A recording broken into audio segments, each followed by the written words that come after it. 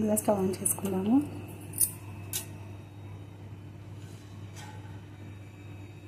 రెండు పావుల నూనె,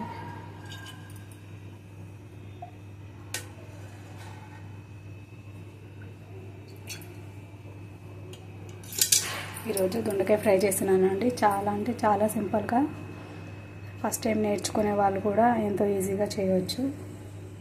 దీనికి కావాల్సిన పదార్థాలు: 1/2 kg దొండకాయలు, మిర్చి ఒక 12, అంటే ఇక్కడ మహారాష్ట్రలో కొంచెం కారం ఉంటాయి కాబట్టి 12, కరివేపాకు తురుము పెట్టుకున్నాను, ఉల్లిపాయలు 2 నార్మల్ సైజువి, ఇంకా 10 వెల్లుల్లి.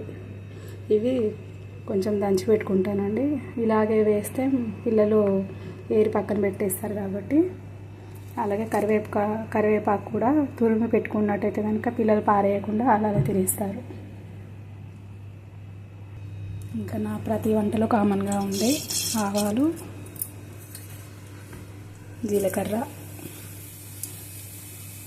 జీలకర్ర వేసుకుంటే ప్రతిదీ కూడాను మంచిగా జీర్ణమవుతుందండి, ఏ కూరలో వేసినా. అందుకని జీలకర్ర కంపల్సరీ.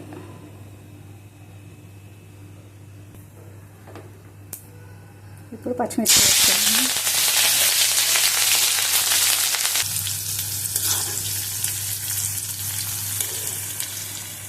పచ్చిమిర్చి వేగి ఉల్లిపాయ వేసుకున్నాము.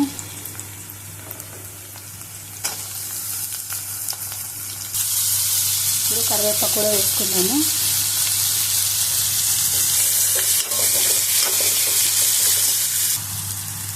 వెల్లుల్లి దంచానండి. మనము నార్మల్గా వేసుకునే కంటే ఇలా దంచి వేసుకుంటే టేస్ట్ ఇంకా చాలా బాగుంటుంది. ఇప్పుడు పసుపు,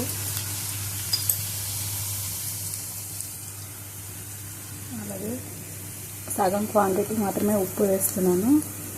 ఇంకా కొంచెం లాస్ట్లో వేసుకుందాం. ఇప్పుడు 2 వేసి కలిపాను. ఇప్పుడు దొండకాయ వేసేసుకుందాము.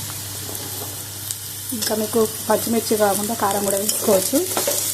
ఒకవేళ కారం వేసినట్టయితే కనుక మనము ఆవాలు, జీలకర్ర వేసి ఉల్లిపాయలు, వెల్లుల్లి, కరివేపాకు, పసుపు వేసాక ఫస్ట్ దొండకాయలు వేసేసి ఒక 5 minutes 10 minutes తర్వాత, అంటే 5 minutes 10 minutes ఉడికించాక మళ్ళీ మూత తీసి అప్పుడు ఉప్పు కారము వేసుకోవాలి. ఇంకా పచ్చిమిర్చి వేస్తేనేమో పచ్చిమిర్చి ఫస్ట్ వేస్తాము. ఇప్పుడు కొంచెం ఉప్పు వేసుకోవాలి. ఇప్పుడు ఇంకా మూత పెట్టేసుకుందాం. మొత్తం వేసుకొని కలుపుకున్నాను నేను. ఇప్పుడు మూత పెట్టి మూత మీద కేసరి పోసానండి, నీళ్ళు పోసుకున్నాను. మనం ఇంకా వాటర్ ఏం పోయాము, చిన్న మంట పైన ఉడికించుకోవాలి. పైన కొన్ని నీళ్ళు పోస్తే ఆవిరి అనేది లోపలికి దిగుతుంది, అప్పుడు మంచిగా కుక్ అవుతుంది.